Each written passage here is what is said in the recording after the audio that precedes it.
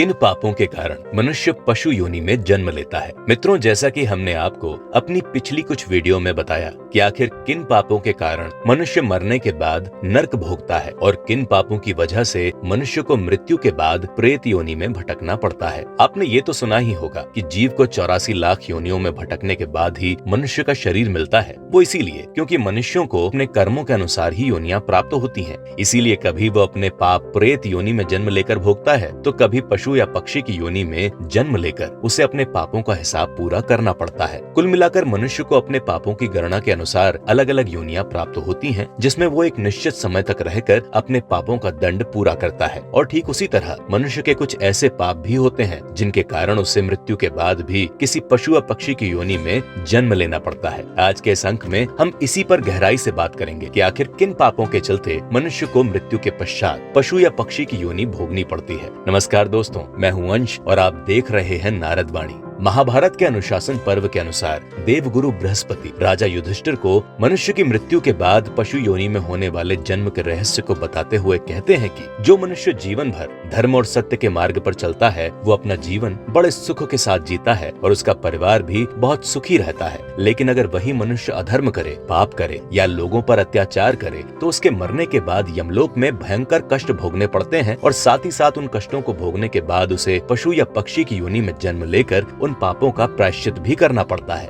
वेद और शास्त्रों के अनुसार जो ब्राह्मण चारों वेदों के ज्ञाता होने के बाद भी पापी लोगों से दान लेता है या उसके घर जाकर भोजन भी करता है, ऐसे ब्राह्मण को मरने के बाद गधे की योनि में जन्म लेना पड़ता है और कम से कम 15 साल तक उसी योनि में रहकर अपने कर्मों का दंड भोगना पड़ता है। इसके बाद उसका जन्म बैल की योनि में होता है, जिसमें वो कम से कम 7 साल तक रहता है और फिर उसकी मृत्यु हो जाती है। बैल योनि त्यागने के बाद उसे 3 महीने तक ब्रह्म राक्षस की योनि में भटकना पड़ता है और फिर उसे ब्राह्मण योनि में जन्म मिलता है। आपको बता दें, कुछ विद्वानों और शास्त्रों के अनुसार जब कोई ब्राह्मण मरने के बाद प्रेत योनि में जन्म लेता है तो उसे ब्रह्म राक्षस कहते हैं। जो शिष्य अपने अध्यापक का अपमान करता है या उन्हें आपत्तिजनक शब्द बोलता है, ऐसे पापी का जन्म पहले कुत्ते की योनि में होता है, उसके बाद वो राक्षस, गधा और फिर प्रेत योनि में जन्म लेता है। अगर वो शिष्य अपने गुरु की पत्नी के साथ अनैतिक संबंध बनाने का ख्याल भी अपने मन में लाता है तो ऐसा पापी मरने के बाद 3 साल तक कुत्ते की योनि में भटकता है और फिर 1 साल तक कीड़े की योनि में भटकता रहता है। इसके अलावा अगर कोई गुरु या अध्यापक अपने शिष्य को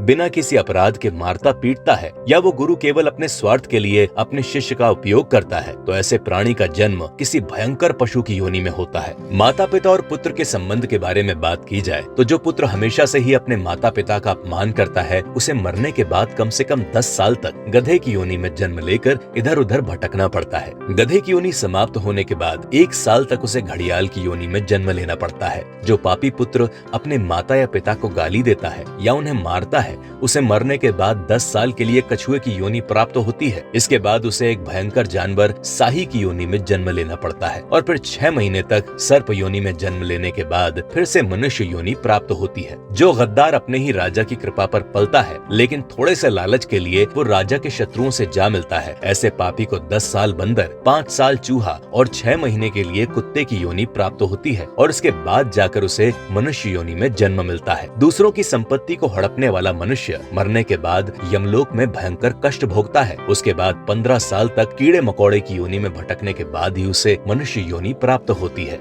महाभारत के अनुशासन पर्व में देवगुरु बृहस्पति अलग अलग पाप योनियों को बताते हुए विस्तार से कहते हैं कि जो मनुष्य अपने किसी सगे संबंधी के साथ विश्वासघात करता है उसे 8 साल तक मछली, 4 महीने हिरण और 1 साल के लिए बकरे की योनि में जन्म लेना पड़ता है और इतने सारे कष्टों को भोगने के बाद उसका जन्म मनुष्य योनि में होता है। जो लालची मनुष्य धान, जौ, तिल, गुड़, उड़द, सरसों, आटा, चावल जैसे अनाजों की चोरी करता है वो मरने के बाद चूहे की योनि प्राप्त करता है और कुछ समय के बाद उसे सुअर की योनि में जन्म लेकर बहुत कष्ट भोगना पड़ता है। पराई स्त्रियों से संबंध रखने की बात की जाए तो जो मनुष्य किसी गैर स्त्री के साथ संबंध रखता है ऐसे प्राणी को मरने के बाद भेड़िया, कुत्ता, सियार, सांप, चील और बगुले की योनि प्राप्त होती है। इसके अलावा जो पापी अपने ही भाई की पत्नी के साथ गलत संबंध रखता है उसे 1 साल के लिए कोयल की योनि प्राप्त होती है। जो पापी अपनी काम वासना को पूरी करने के लिए अपने मित्र, गुरु और राजा की पत्नी के साथ बलात्कार जैसा घिनौना अपराध करता है वो मरने के बाद 5 साल तक सुअर,